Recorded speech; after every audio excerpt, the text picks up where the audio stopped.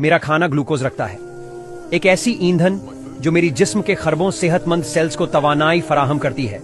लेकिन यही ग्लूकोज एक और चीज को भी जिंदा रखती है, वो हैं ज़ॉम्बी सेल्स, पुराने खराब सेल्स जो अपनी कुदरती उम्र से ज्यादा जी रहे हैं। ये सिर्फ फजुल नहीं है, बल्कि ये जहरीले मादे छोड़ते हैं जो मेरे जिस्म के सेहतमंद सेल्स को नुकसान पहुंचाते हैं। यही अमल वो है जिसे हम बुढ़ापा कहते हैं। झुर्रियां, गठिया, कैंसर और डिमेंशिया सब इसी वजह से होते हैं। लेकिन जब हम रोजा रखते हैं तो ग्लूकोज की फराहमी कम हो जाती है।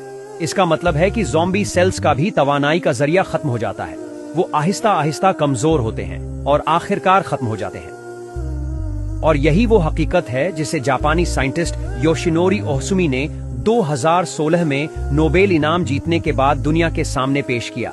एक ऐसा अमल जो हमारा जिस्म कुदरती तौर पर अंजाम देता है, जिसे ऑटोफेजी कहते हैं। ऑटोफेजी का मतलब है कि हमारा जिस्म पुराने कमजोर सेल्स को तोड़कर नए और मजबूत सेल्स बनाता है। ये एक कुदरती मरम्मत का निजाम है जो सिर्फ रोजा रखने से मुतहर्रिक होता है। और कुरान में अल्लाह ताला फरमाते हैं, और अगर समझो तो रोजा रखना ही तुम्हारे हक में बेहतर है। सूरह अल बकरह आयत 184। लेकिन अगर तुम गौर करो तो ये इल्म आज का नहीं है। इस्लाम ने 1400 साल पहले ही इस हकीकत को बयान कर दिया था। जब कोई शख्स रोजा रखता है तो न सिर्फ उसका ईमान मजबूत होता है, बल्कि उसकी सेहत भी बेहतर हो जाती है। कुरान का हर हुक्म सिर्फ रूहानी फायदे के लिए नहीं, बल्कि इसके पीछे एक जबरदस्त साइंसी हिकमत भी पोशीदा होती है।